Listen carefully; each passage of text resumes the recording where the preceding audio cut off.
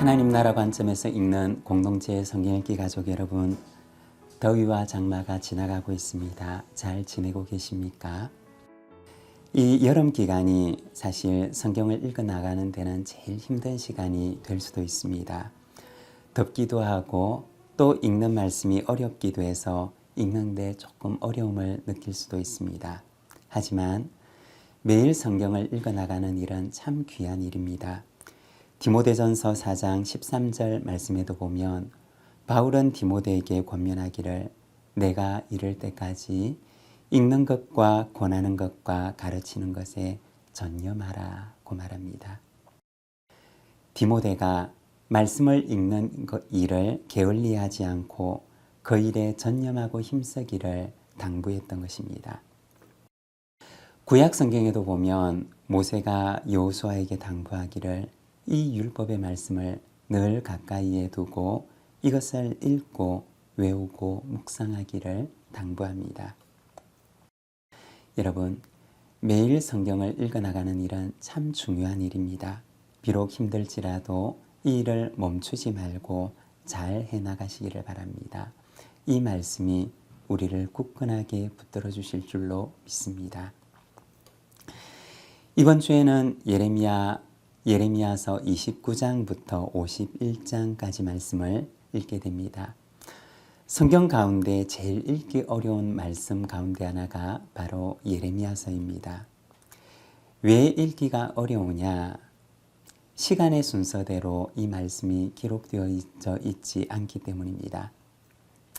시간의 순서대로가 아니라 예레미야의 예언들을 주제에 따라서 묶고 있기 때문에 우리가 읽는 데는 조금 어려울 수가 있습니다. 그리고 예레미야서는 여러 시대를 배경으로 하고 있습니다.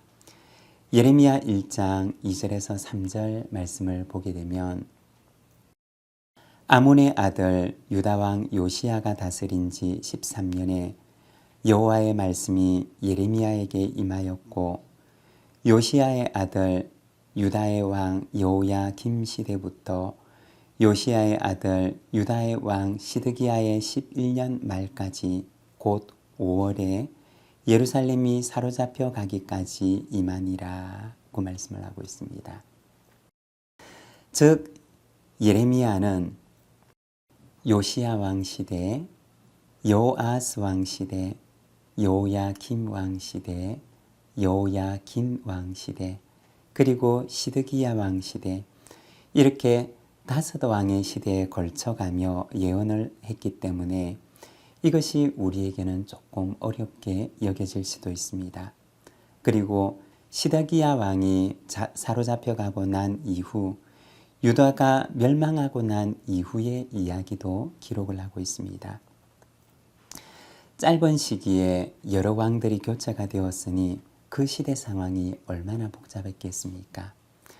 이러한 복잡한 시대를 배경으로 하기 때문에 예레미야서는 지금 우리에게는 읽기에 조금 어렵기도 한 것입니다. 하지만 그 가운데서도 우리에게 주시는 하나님의 말씀이 있을 것입니다. 기대하고 사모하는 마음을 가지고 매일 기도하는 마음으로 은혜의 말씀을 읽어나가는 시간이 되시기를 바랍니다. 이번 주간에 읽을 말씀에 대해서 우리가 간략하게 살펴보면 먼저 참 예언자와 거짓 예언자 사이에 충돌이 나타나고 있습니다. 28장과 29장에 보면 그 대표적인 예로 하나냐와 예레미야 선지자의 논쟁이 나옵니다. 이들의 예언의 논점은 무엇이었느냐? 주전 597년에 많은 유다 사람들이 바벨론으로 포로로 잡혀가게 되는데 이 잡혀갔던 사람들이 속히 귀환할 수 있을 것인가에 대해서 예언을 하게 됩니다. 하나냐라고 하는 사람은 2년 안에 이들이 돌아오게 될 것이다 라고 예언을 했습니다. 그러나 예레미야는 70년이 지나야 돌아올 것이다 라고 예언을 합니다. 예레미야가 예언을 했던 70년이 지나야 돌아올 것이다 라고 하는 이 말은 바꾸어서 얘기를 하자면 지금 잡혀갔던 이 사람들은 살아서는 돌아올 수 없을 것이라고 하는 말이었던 것입니다.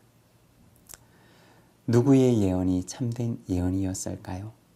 그리고 사람들은 누구의 말을 더 듣고 싶어 했을까요? 예레미야가 했던 그 예언은 심판의 예언이었습니다. 그랬기 때문에 그 당시의 사람들은 예레미야와 그의 예언을 거부하였던 것입니다. 그리고 이 거부로 인해서 예레미야는 모진 고난을 당해야만 했습니다. 여러분, 때로는 하나님의 말씀이 우리의 죄를 책망하기도 합니다. 그리고 책망은 어떻게 보면 우리에게 쓰라린 경험이기도 합니다. 그러나 또한 그 책망은 하나님의 사랑의 말씀이기도 한 것입니다. 여러분, 책망 속에도 담겨 있는 하나님의 그 사랑의 말씀을 경험하시기를 바랍니다. 그리고 31장에 보면 하나님의 구원의 말씀이 등장하게 되는데 하나님께서 이스라엘 백성들에게 새 언약을 주시게 됩니다. 예레미야서 31장 31절에서 33절의 말씀을 보게 되면 여호와의 말씀이니라 보라 날이 이르리니 내가 이스라엘 집과 유다 집에 새 언약을 맺으리라. 이 언약은 내가 그들의 조상들의 손을 잡고 애굽 땅에서 인도하여 내던 날에 맺은 것과 같이 아니할 것은 내가 그들의 남편이 되었어도 그들이 내 언약을 깨뜨렸음이라. 여호와의 말씀이니라. 그러나 그날 후에 내가 이스라엘 집과 맺을 언약은 이러하니 곧 내가 나의 법을 그들의 속에 두며 그들의 마음에 기록하여 나는 그들의 하나님이 되고 그들은 내 백성이 될 것이라. 여호와의 말씀이니라. 그날 후에는 하나님께서 이스라엘의 집과 새 언약을 맺으시겠다고 말씀을 하십니다. 이스라엘의 회복에 대한 하나님의 구원의 말씀이었던 것입니다. 그런데 예레미야가 선포했던 구원의 말씀은 심판을 피해 나가는, 심판을 회피하는 구원이 아니었던 것입니다. 심판을 고스란히 경험했던 자들에게 주어지는 하나님의 구원을 선포했던 것입니다. 심판을 통해서 그들의 묵은 죄를 벗겨내시고 그 후에 그들에게 허락하시는 구원을 말씀하였던 것입니다. 심판마저도 하나님의 구원의 약속이 기다리는 희망과 사랑의 심판을 선포했던 것입니다. 그리고 마지막에는 45장부터 51장까지 이방에 대한 심판이 나옵니다. 이방에 대한 심판의 말씀이 주어진 때는 언제였느냐? 예레미야서 45장 1절에 보면 유다의 요시야 왕의 아들 여호야김 넷째 해에라고 말씀을 합니다. 이 시기는 언제였느냐? 바벨론이 중동 지방의 패권을 잡기 시작했던 시점이었습니다. 바벨론이 중동 지방에서 막 부상하던 그 시기에 하나님께서는 이미 바벨론의 심판과 이스라엘의 구원을 말씀하셨던 것입니다. 이스라엘에 대한 심판도 하나님의 말씀 속에 있었지만 그러나 이스라엘에 대한 구원의 계획도 이미 하나님의 계획 속에 포함되어 있었던 것입니다. 그리고 마지막 예레미야서 52장에 보면 남유다 왕국이 바벨론에 의해서 멸망당하게 되는 장면을 보여주고 있습니다. 그런데 예레미야서 마지막에 보면 그 끝에 희미한 한 줄기의 희망의 빛을 보여주면서 끝이 납니다. 예레미야서 52장 31절에서 34절의 말씀을 보면 이렇게 말씀을 합니다. 유다왕 여호야긴이 사로잡혀 간 지 37년 곧 바벨론의 에윌무로닥 왕의 즉위 원년 12째 달 25째 날 그가 유다의 여호야긴 왕의 머리를 들어주었고 감옥에서 풀어주었더라.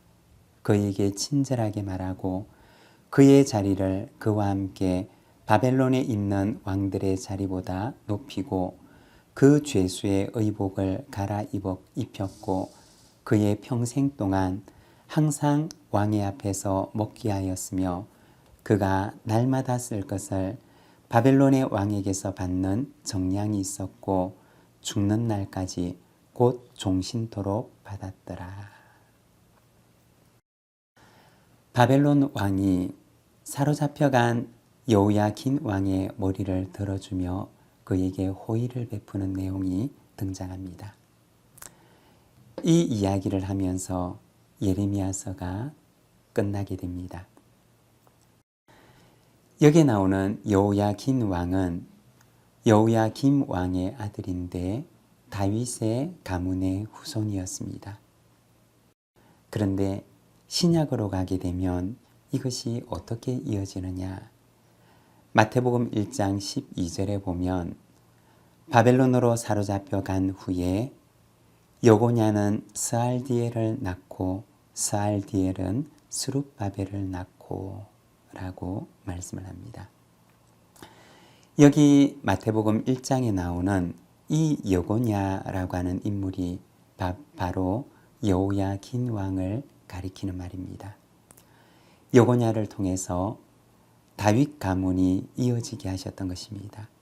그리고 바사왕 고레스 때 이 여고냐의 후손이었던 스룹바벨이 유다 백성들을 이끌고 1차 귀환을 하게 됩니다. 하나님께서는 희망의 씨앗을 남겨두셨던 것입니다. 그리고 예수 그리스도에 이르는 메시아의 족보가 이어지게 하십니다. 눈물의 선지자 예레미야가 활동했던 시기는 가장 암울했던 슬픔과 어둠의 시기였습니다. 하지만 그때에도 하나님께로부터 나오는 희망의 빗줄기가 그들을 비추고 있었던 것입니다. 이번 한 주간 말씀을 읽으면서 심판 속에서도 빛나는 하나님의 사랑의 빛을 바라보고 그 사랑의 빛이 오늘 우리를 비추고 있음을 믿으며 매일의 성경 읽기를 잘 감당하는 공동체 성경 읽기 가족들이 되시기를 바랍니다. 수천 년 동안 온 땅 곳곳에서 주님 따라